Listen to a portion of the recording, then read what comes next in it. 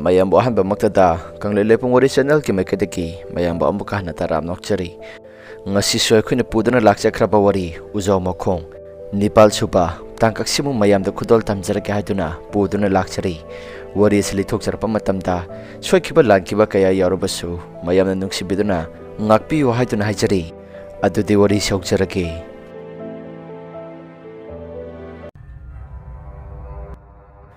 Tombana wa makata na kumi adusu sumine karigumba mana hanglaklabanina wa siyay kuna tanja sarati haidokpana soidana pharani thajana su hoimoy babung haiduna kumi asumna mabani na wari sanaringai tanjadada mapandagi maleng mapa bobina mabani pukorai adamna kaurakpadada thajana moy babung mi lakpa male kanano amukta thogi biruso Tombana mapanda tholaga jinglopa matamda Bobby oirambadada Tombana wa makha tarai Ihe karino lagbo duda lepitubo kakhalo Era noi leira moidra haiduna mapandagi kaubanida Asia hainaraga Bobby ga tombaga su wari sana sanaraga imungda sanglai Aduga tombagi kada punna phaminai Adamna makhoi gi kada hek phamthabaga thajana wa hanglai Kari mathel charage Bobby Bobina as thaja isanupa na nganu saningi haiduna nganu ama thonglaga saminare ado nakhoi kiti kari sake thajana nokphe tawraga hairai as akhoi kiti hangdana kana deda bobisu thajana pirakliba pakhum aduda hangam la haiduna hangi nokphe tawraga mabani ke wahi aduda tomba nam khumi mane bhai hangam ne ado bhai inakte hekta lakpasibu kari laike Bobina yamna wakhal nungaitana asumna kumlai has khangdrade taw isa nupa do handakti hanag iman manadre tombana kaidopa yaurake haidun hangi thajana su ibungo malembo kaidopa yaurake haiduna amu hangi mabani na hanglakliba wahang aduda Bobina mukhumi khangdrade taw mapham khudingki adam ungduna lai ngarang na hana se masa se hanag iman manadre pungon hita olle Tombana adubu haiba kaitabu yaurake pawdo marik chumna tammo Bobina as itaw ahing khudingi kakhlakpa aduga aina wangang lasu mana khumning tabagi kumba mohong kaya torkpa ungduna leiba asikumba yamna tawe aduga mana karigumba matamda athengba matamda mapanda ka matomta leiba ka thingnari ponida Bobby ki wahi ado taba matamda Tombana as karino hasibo thajana mo aikhoi gi sune Bobby aikhoi gi bungo sune ungduna masi khuding lai aduga khuna kauba matamda khumning daba gumba karigumba kandana wa sungang hanglaktaba handakti yamna toina tawre mahak Bobby nasu madugi pakhumda taruba matamda matha saraduna asumna mukhumi as khangdre ni tawrise Makhoigi maraktaga khatnabaga yawba sala nakhoibu amata khangaudrabro Tombana khatnakhibadi yawdaba male haiduna khumi Bobina amu wa makha tana khumi khangdre dai tawbi isa singse matom to ibasida aidi isada yamna pakhatlabani ngasina khara wa ngangnaba yai asomna makhoi omna wari sanaringai tanjadada thajana wa marak thalai Bobby nangi wado ai marakpudi thalle nang saunako Aikhoi ibungodo kadomdagino khangde nawai makhoi marina kapmina khiba photo tabu magi mobile phone da yawe haduna aikhodi yenghalle Bobby su wahe tu taba matamda source hangna amahon tharaga wa makha tana hairai thaja accident adugi maram madada wafam mase haidokpana pharabra haiduna aina su khallibani Tombana amo bhai aduda doctor namu henjengkhrati hairakpadada Bobina bhai adugidi karimta tawroi wakhal dane khara ningsingbagi mami tahanse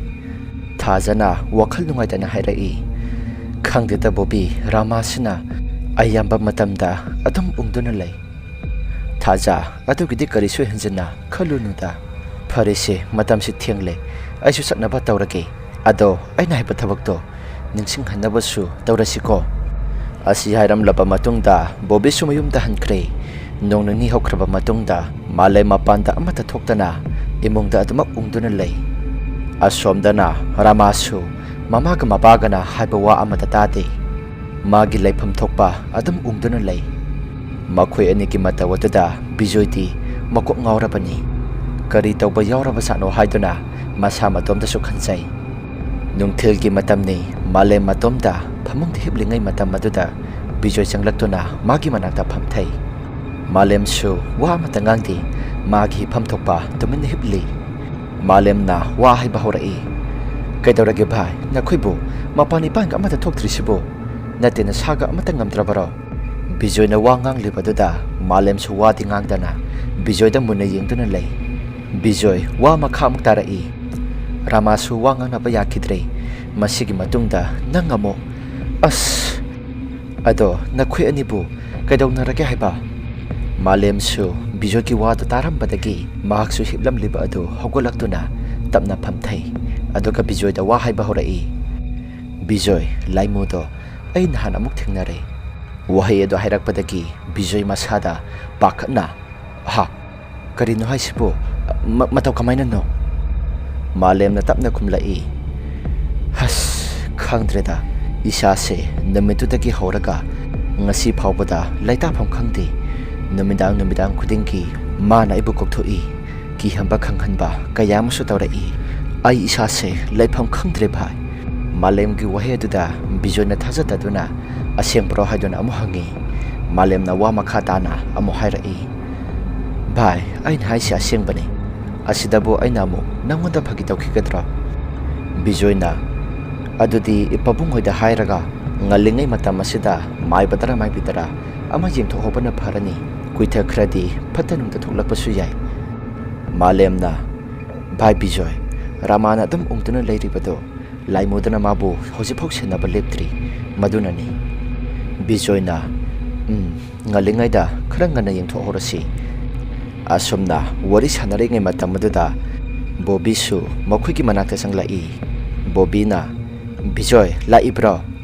ꯕꯤꯖꯣꯏꯁꯨ ꯍꯣꯏ ꯄꯥꯕꯨꯡ ꯍꯥꯏꯗꯨꯅ ꯈꯨꯝꯃꯤ꯫ ꯕꯣꯕꯤꯅ ꯑꯣ, ꯐꯔꯦ ꯐꯔꯦ, ꯑꯗꯨꯗꯤ ꯅꯇꯥꯎꯒ ꯐꯖꯅ ꯂꯩꯃꯤꯟꯅꯔꯣ꯫ ꯑꯁꯤ ꯍꯥꯏꯔꯝꯂꯕ ꯃꯇꯨꯡꯗ ꯕꯣꯕꯤꯁꯨ ꯊꯕꯛ ꯑꯃꯒꯤ ꯆꯠꯊꯣꯛꯈ꯭ꯔꯦ꯫ ꯕꯤꯖꯣꯏꯁꯨ ꯃꯥꯂꯦꯝꯒ ꯋꯥꯔꯤ ꯉꯥꯏꯍꯥꯛ ꯁꯥꯟꯅꯔꯕ ꯃꯇꯨꯡꯗ ꯃꯍꯥꯛꯁꯨ ꯃꯌꯨꯝꯗ ꯍꯜꯂꯒꯦ ꯍꯥꯏꯗꯨꯅ ꯃꯌꯨꯝꯗ ꯍꯜꯂꯛꯏ꯫ ꯑꯁꯣꯝꯗꯅ ꯔꯥꯃꯥꯅ ꯃꯃꯥꯒꯤ ꯃꯅꯥꯛꯇ ꯐꯝꯗꯨꯅ ꯋꯥꯍꯪ ꯀꯌꯥ ꯑꯃ ꯍꯪꯂꯤ꯫ ꯑꯗꯨꯝꯅ ꯔꯥꯃꯥꯅ ꯋꯥ ꯀꯌꯥ ꯑꯃ ꯍꯪꯂꯤꯉꯩ ꯃꯇꯝ ꯑꯗꯨꯗ ꯇꯣꯝꯕ ꯆꯪꯂꯛꯇꯨꯅ ꯀꯩꯗꯧꯕ ꯌꯥꯎꯅꯔꯒꯦ ꯍꯥꯏꯗꯨꯅ ꯍꯪꯉꯤ꯫ ꯃꯄꯥ ꯇꯣꯝꯕꯅ ꯑꯗꯨꯝꯅ ꯍꯪꯂꯛꯂꯕ ꯑꯗꯨꯗ ꯔꯥꯃꯥꯅ ꯋꯥ ꯃꯈꯥ ꯇꯥꯔꯛꯏ꯫ ꯄꯥꯕꯨꯡ, ꯑꯩꯅ ꯍꯪꯂꯤꯕꯁꯦ ꯑꯃꯨꯛꯇ ꯈꯨꯝꯕꯤꯌꯨ꯫ ꯃꯗꯨꯗ ꯐꯣꯇꯣ ꯀꯥꯞꯃꯤꯟꯅꯕ ꯌꯥꯎꯔꯤꯕ ꯅꯨꯄꯥ ꯑꯗꯨ ꯀꯅꯥꯅꯣ?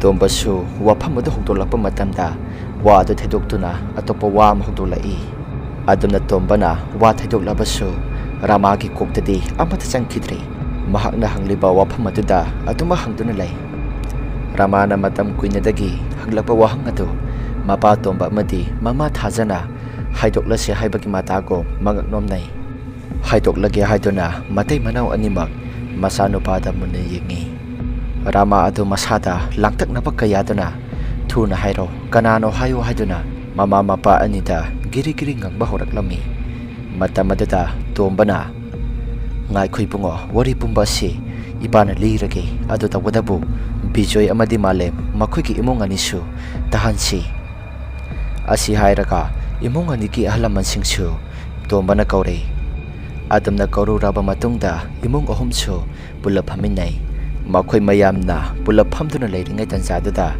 ꯁꯨꯅꯤꯇꯥꯁꯨ ꯆꯪꯂꯛꯇꯨꯅ ꯃꯈꯣꯏꯒꯤ ꯃꯅꯥꯛꯇ ꯐꯝꯃꯤ꯫ ꯑꯗꯨꯝꯅ ꯃꯈꯣꯏꯅ ꯂꯣꯏꯅ ꯄꯨꯜꯂꯕ ꯑꯗꯨꯗ ꯇꯣꯝꯕꯅ ꯋꯥꯐꯝ ꯄꯨꯝꯅꯃꯛꯁꯤꯡ ꯑꯗꯨ ꯃꯈꯣꯏ ꯃꯌꯥꯝꯗ ꯇꯝꯂꯦ꯫ ꯃꯇꯝ ꯀꯨꯏꯅꯗꯒꯤ ꯏꯕꯨꯡꯉꯣꯅ ꯍꯪꯂꯛꯄ ꯋꯥꯍꯪ ꯑꯁꯤ ꯉꯁꯤꯒꯤ ꯃꯌꯥꯝ ꯄꯨꯜꯂꯤꯉꯩ ꯃꯇꯝ ꯑꯁꯤꯗ ꯋꯥꯔꯤ ꯄꯨꯝꯅꯃꯛꯁꯤꯡ ꯑꯗꯨ ꯇꯝꯂꯒꯦ, ꯂꯤꯊꯣꯛꯂꯒꯦ꯫ ꯃꯈꯣꯏ ꯄꯨꯟꯅ ꯏꯀꯣꯏ ꯀꯣꯏꯅ ꯐꯝꯂꯤꯕꯅꯤ꯫ ꯇꯣꯝꯕꯅ ꯔꯥꯃꯥꯒꯤ ꯃꯣꯕꯥꯏꯜ ꯐꯣꯟꯗꯒꯤ ꯐꯣꯇꯣ ꯑꯗꯨ ꯎꯠꯂꯛꯏ꯫ ꯔꯥꯃꯥꯒꯤ ꯐꯣꯟ ꯑꯗꯨꯗ ꯐꯣꯇꯣ ꯑꯗꯨ ꯌꯥꯎꯔꯝꯕꯗꯨꯗ ꯃꯥꯂꯦꯝ ꯑꯃꯗꯤ ꯕꯤꯖꯣꯏ ꯌꯥꯝꯅ ꯉꯛꯏ꯫ ꯔꯥꯃꯥꯒꯤ ꯃꯅꯥꯛꯇ ꯆꯪꯂꯛꯇꯨꯅ ꯕꯤꯖꯣꯏꯅ ꯅꯪꯗꯤ ꯐꯣꯇꯣꯁꯤꯗꯤ ꯀꯔꯝꯕ ꯃꯇꯝꯗ ꯅꯪꯒꯤ ꯐꯣꯟꯗ ꯌꯥꯎꯔꯝꯂꯤꯕ? ꯕꯤꯖꯣꯏꯒꯤ ꯋꯥꯍꯪ ꯑꯗꯨꯗ ꯔꯥꯃꯥꯅ ꯑꯃꯨꯛ ꯄꯥꯎꯈꯨꯝ ꯄꯤ꯫ ꯅꯣꯡꯃ ꯅꯪꯒꯤ ꯕꯦꯒꯇꯒꯤ ꯑꯩꯅ ꯎꯍꯧꯕꯅꯦ, ꯃꯗꯨꯗ ꯑꯩꯅ ꯐꯣꯇꯣ ꯑꯣꯏꯅ ꯀꯥꯞꯍꯧꯕꯅꯦ꯫ ꯕꯤꯖꯣꯏ ꯋꯥ ꯃꯈꯥ ꯑꯃꯠꯇ ꯇꯥꯈꯤꯗ꯭ꯔꯦ꯫ ꯂꯤꯔꯛꯀꯗꯧꯔꯤꯕ ꯋꯥꯔꯤ ꯑꯗꯨ ꯇꯥꯒꯗꯕꯒꯤ ꯇꯨꯃꯤꯟꯅ ꯂꯩꯈ꯭ꯔꯦ꯫ ꯇꯣꯝꯕꯅ Ibungo, masida yauriba, nupa masa nang Bijoy Malem. Aduga nang nahangliba nupa, lepto na kapminariba photo si, matam kuiraba, nakuina angang oiringay matamda, kapkiba photo ni.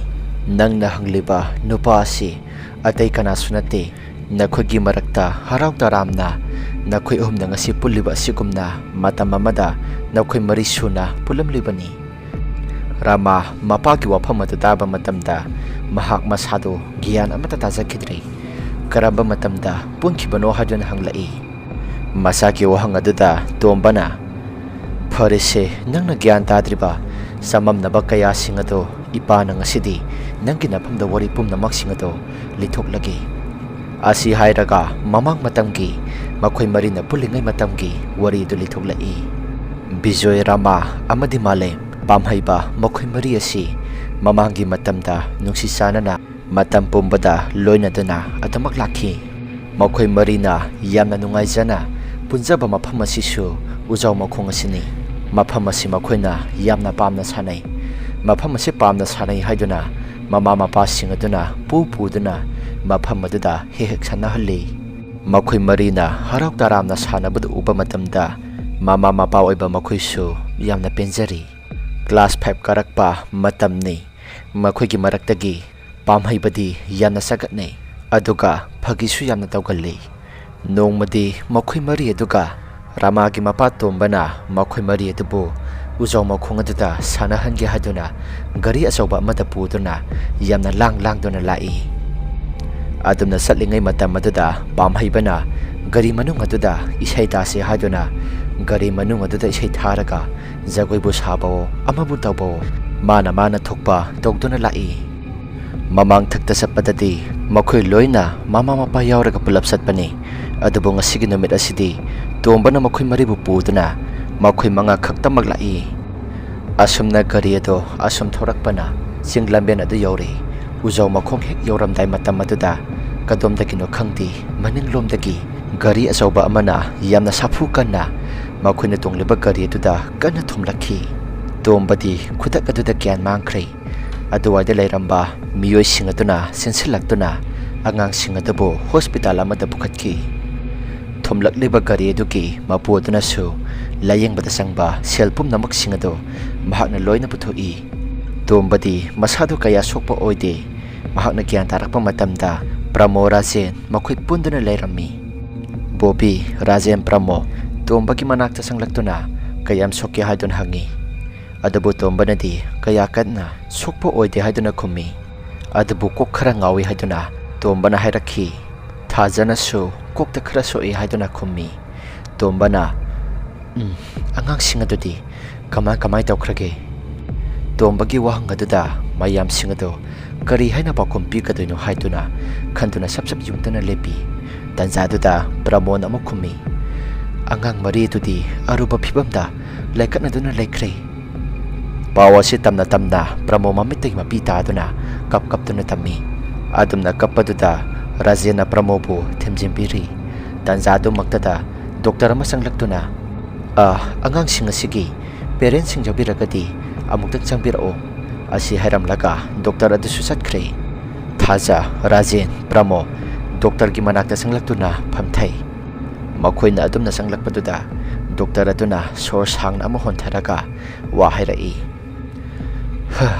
Layba pabahay katra, yam na tina, lubadi oy hogdre, adabu angang amati, mahaki kokta kara sokiba na, mahaki hana gi memory singado, amataning singbang ngamlaroy. Doktor gi wahay to taba matamda, taza na yam na pakat na, angang ato gi maming kari kawi hay na, doktor da hanglaki, matamado da doktor na, Rama kawi hay na haki. Doktor ki wahay singa tataro pa matamda thazadi makol thok na kapi. Doktor aduna pakapi gano matam khara ki matungda hana gi phibamda sapsa na mo hanjalakani. Adabu he na maru oiribadi sahi tarang ni pansudri phawdi thokliba thokdopum na maksinga chi mangonda amata khangan ba yade. Nongmati mahak na soidana waripum na maksinga si lebiyo aduga mahak na toy na sakiba maphamadu da pubiyo soidan hairakani. Adugi matam aduda mahak na hana tawramba tabapum na magsingado loy na ningsingba ngamgani. Adum na doktor na wangang lingay matam aduda Pramo na yam na pakat na doctor ꯑꯇꯩ ꯑꯉꯥꯡꯁꯤꯡꯗꯤ ꯀꯔꯤꯁꯨ ꯊꯣꯏꯗꯣꯛꯄ ꯇꯧꯗ꯭ꯔꯕꯔꯥ? ꯄ꯭ꯔꯃꯣꯗꯀꯤ ꯋꯥꯍꯪ ꯑꯗꯨꯗ doctor ꯑꯗꯨꯅ ꯁꯣꯔ ꯁꯥꯡꯅ ꯍꯣꯟꯊꯗꯨꯅ ꯂꯥꯏꯕꯛ ꯊꯤꯕ ꯍꯥꯏꯒꯗ꯭ꯔꯥ ꯑꯃꯗꯤ ꯀꯟꯕ ꯉꯝꯍꯧꯗ꯭ꯔꯦ꯫ ꯗꯣꯛꯇꯔꯒꯤ ꯋꯥꯍꯩ ꯄꯨꯝꯅꯃꯛꯁꯤꯡ ꯑꯗꯨ ꯇꯥꯔꯨꯕ ꯃꯇꯝꯗ ꯃꯈꯣꯏ ꯑꯍꯨꯝꯁꯨ ꯌꯥꯝꯅ ꯀꯞꯅꯔꯝꯃꯤ꯫ ꯗꯣꯛꯇꯔꯅ ꯋꯥ ꯃꯈꯥ ꯇꯥꯅ ꯑꯃꯨꯛ ꯍꯥꯏꯔꯛꯏ, ꯑꯔꯨꯕ ꯐꯤꯚꯝꯗ ꯃꯍꯥꯛꯅ ꯑꯣꯏꯈꯤꯕꯅꯤꯅ ꯑꯩꯈꯣꯏꯅ ꯃꯥꯕꯨ ꯀꯟꯕ ꯉꯝꯍꯧꯗ꯭ꯔꯦ꯫ ꯃꯈꯣꯏ ꯑꯍꯨꯝꯅ ꯑꯉꯥꯡ ꯑꯗꯨ ꯀꯅꯥꯅꯣ ꯍꯥꯏꯗꯨꯅ ꯍꯪꯕ ꯃꯇꯝꯗ ꯗꯣꯛꯇꯔꯅ ꯄꯥꯝꯍꯩꯕ ꯀꯧꯏ ꯍꯥꯏꯗꯨꯅ ꯍꯥꯏꯔꯛꯈꯤ꯫ ꯃꯈꯣꯏ ꯑꯍꯨꯝꯁꯨ ꯗꯣꯛꯇꯔꯒꯤ ꯃꯅꯥꯛꯇꯒꯤ ꯊꯣꯛꯂꯛꯇꯨꯅ ꯇꯣꯝꯕꯒꯤ ꯃꯅꯥꯛꯇ ꯂꯥꯛꯇꯨꯅ ꯑꯃꯨꯛ ꯐꯝꯊꯩ꯫ ꯃꯈꯣꯏꯅ ꯑꯗꯨꯝꯅ ꯂꯥꯛꯄꯗꯨꯗ ꯇꯣꯝꯕꯅ, ꯀꯩꯗꯧꯕ ꯌꯥꯎꯔꯒꯦ ꯅꯈꯣꯏꯕꯨ? ꯑꯉꯥꯡꯁꯤꯡ ꯑꯗꯨꯗꯤ ꯀꯔꯤꯁꯨ ꯊꯣꯏꯗꯣꯛꯄ ꯇꯧꯍꯧꯗ꯭ꯔꯕꯔꯥ? ꯊꯥꯖꯅ ꯀꯞꯅ ꯀꯞꯅ ꯏꯆꯥ ꯄꯥꯝꯍꯩꯕꯗꯣ ꯍꯥꯏꯔꯛꯏ꯫ ꯃꯇꯝ ꯑꯗꯨꯗ ꯇꯣꯝꯕꯅ ꯏꯆꯥ ꯄꯥꯝꯍꯩꯕ ꯀꯩꯗꯧꯔꯒꯦ ꯍꯥꯏꯗꯨꯅ ꯍꯪꯉꯤ꯫ ꯊꯥꯖꯅ ꯑꯃꯨꯛ, ꯃꯣꯏ ꯕꯥꯕꯨ, ꯏꯆꯥ ꯄꯥꯝꯍꯩꯕꯗꯣ ꯑꯩꯈꯣꯏ ꯄꯨꯝꯅꯃꯛꯄꯨ ꯊꯥꯗꯣꯛꯇꯨꯅ ꯆꯠꯈ꯭ꯔꯦ꯫ ꯊꯥꯖꯒꯤ ꯋꯥꯍꯩ ꯑꯗꯨꯗ ꯇꯣꯝꯕꯗꯤ ꯊꯃꯣꯏ ꯀꯥꯏꯈ꯭ꯔꯦ꯫ ꯃꯈꯣꯏ ꯃꯔꯤ ꯄꯨꯟꯅ ꯀꯞꯃꯤꯟꯅꯔꯤ꯫ ꯑꯗꯨꯝꯅ ꯀꯞꯂꯤꯉꯩ ꯃꯇꯝ ꯑꯗꯨꯗ ꯁꯨꯅꯤꯇꯥꯁꯨ ꯆꯪꯂꯛꯏ꯫ ꯁꯨꯅꯤꯇꯥꯅ ꯆꯪꯂꯛꯇꯨꯅ ꯏꯆꯥꯁꯤꯡꯗꯤ ꯀꯗꯥꯏ ꯀꯗꯥꯏꯗ ꯂꯩꯈ꯭ꯔꯦ ꯍꯥꯏꯗꯨꯅ ꯍꯪꯂꯛꯏ꯫ ꯑꯗꯨꯝꯅ ꯍꯪꯂꯛꯄꯗꯨꯗ ꯊꯥꯖꯅ, ꯏꯆꯥ ꯄꯥꯝꯍꯩꯕꯗꯣ ꯑꯩꯈꯣꯏꯒꯤ ꯃꯔꯛꯇꯒꯤ ꯊꯥꯗꯣꯛꯇꯨꯅ ꯆꯠꯈ꯭ꯔꯦ꯫ ꯄꯥꯎꯈꯨꯝ ꯑꯗꯨ ꯇꯥꯔꯨꯕ ꯃꯇꯝꯗ ꯁꯨꯅꯤꯇꯥꯗꯤ ꯂꯩꯃꯥꯏꯗ ꯈꯨꯔꯨ ꯀꯨꯟꯊꯔꯒ ꯐꯝꯊꯈ꯭ꯔꯦ꯫ ꯁꯨꯅꯤꯇꯥ ꯃꯁꯥ ꯀꯥꯏꯅꯕꯒꯤ ꯃꯩꯆꯥꯛꯅ ꯈꯥꯡꯕ ꯉꯝꯂꯛꯇꯗꯨꯅ ꯃꯁꯥꯕꯨ ꯀꯧ ꯀꯧꯗꯨꯅ ꯀꯞꯄ ꯍꯧꯔꯛꯏ꯫ ꯁꯨꯅꯤꯇꯥꯅ ꯑꯗꯨꯝꯅ ꯀꯞꯄꯒꯤ ꯃꯇꯧꯁꯤꯡ ꯑꯗꯨꯗ ꯂꯩꯔꯤꯕ ꯃꯤꯑꯣꯏ ꯄꯨꯝꯅꯃꯛꯅ ꯃꯥꯒꯤ ꯃꯇꯧ ꯑꯗꯨꯕꯨ ꯌꯦꯡꯕ ꯉꯝꯂꯝꯗꯦ꯫ ꯀꯅꯥꯅꯕꯨ ꯈꯥꯡꯕ ꯉꯝꯒꯅꯤ? ꯀꯅꯥꯅꯕꯨ ꯀꯞꯂꯣꯏ ꯃꯁꯥ ꯀꯥꯏꯅꯔꯕ ꯃꯃꯥ ꯑꯃꯅ? ꯁꯨꯅꯤꯇꯥꯅ ꯑꯗꯨꯝꯅ ꯐꯝꯗꯨꯅ ꯀꯞꯂꯤꯉꯩ ꯃꯇꯝ ꯑꯗꯨꯗ ꯃꯆꯥ ꯄꯥꯝꯍꯩꯕꯒꯤ ꯊꯋꯥꯏ ꯌꯥꯎꯗ꯭ꯔꯕ ꯍꯛꯆꯥꯡ ꯑꯗꯨꯕు ꯐꯤꯡꯒꯧꯅ ꯀꯨꯞꯇꯨꯅ ꯄꯨꯊꯣꯛꯂꯛꯈꯤ꯫ ꯃꯗꯨ ꯎꯔꯨꯕ ꯃꯇꯝꯗ ꯁꯨꯅꯤꯇꯥꯅ ꯃꯆꯥꯒꯤ ꯊꯋꯥꯏ ꯌꯥꯎꯗ꯭ꯔꯕ ꯍꯛꯆꯥꯡꯅ ꯄꯨꯊꯣꯛꯂꯛꯂꯤꯕ ꯃꯐꯝ ꯑꯗꯨ ꯇꯝꯅ ꯆꯦꯟꯁꯤꯜꯂꯤ꯫ ꯑꯗꯨꯒ ꯂꯦꯞꯇꯨꯅ ꯃꯨꯟꯅ ꯌꯦꯡꯗꯨꯅ ꯂꯩ꯫ ꯁꯨꯅꯤꯇꯥ ꯃꯃꯤꯠꯇꯒꯤ ꯃꯄꯤ ꯇꯥꯅ ꯇꯥꯅ ꯑꯔꯣꯏꯕ ꯑꯣꯏꯅ ꯃꯁꯥꯒꯤ ꯊꯋꯥꯏ ꯌꯥꯎꯗ꯭ꯔꯕ ꯁꯛꯇꯝ ꯑꯗꯨꯕꯨ ꯌꯦꯡꯖꯒꯦ ꯍꯥꯏꯗꯨꯅ ꯐꯤ ꯑꯗꯨꯕꯨ ꯍꯥꯏꯗꯣꯛꯏ꯫ ꯑꯗꯨꯝꯅ ꯁꯨꯅꯤꯇꯥꯅ ꯃꯁꯥꯒꯤ ꯃꯃꯥꯏ ꯑꯗꯨꯕꯨ ꯍꯥꯏꯗꯣꯛꯂꯛꯄ ꯃꯇꯝꯗ ꯄꯥꯝꯍꯩꯕꯒꯤ ꯃꯃꯥꯏ ꯃꯃꯤꯠ ꯑꯗꯨꯗꯤ ꯄꯨꯡꯀꯥꯏ ꯀꯥꯏꯔꯦ꯫ ꯑꯃꯠꯇ ꯂꯧꯐꯝ ꯈꯪꯗ꯭ꯔꯦ꯫ ꯃꯃꯥꯏ ꯃꯃꯤꯠ ꯑꯗꯨꯁꯨ ꯏꯍꯪ ꯅꯩꯍꯪꯅ ꯄꯨꯡꯉꯥꯡ ꯍꯦꯛꯇ ꯉꯥꯡꯏ꯫ ꯄꯥꯝꯍꯩꯕꯒꯤ ꯃꯃꯥꯏ ꯑꯗꯨꯁꯨ ꯃꯤꯑꯣꯏꯕ ꯑꯃꯒꯤ ꯁꯛꯐꯝ ꯃꯨꯔꯇꯤ ꯆꯨꯝꯅ ꯇꯥꯗ꯭ꯔꯕꯅꯤ꯫ ꯃꯇꯧ ꯑꯗꯨ ꯎꯔꯨꯕ ꯃꯇꯝꯗ ꯃꯃꯥ ꯁꯨꯅꯤꯇꯥꯁꯨ ꯒ꯭ꯌꯥꯟ ꯃꯥꯡꯈꯤꯗꯨꯅ ꯂꯩꯃꯥꯏꯗ ꯑꯗꯨꯃꯛ ꯂꯣꯡꯅ ꯇꯥꯈ꯭ꯔꯦ꯫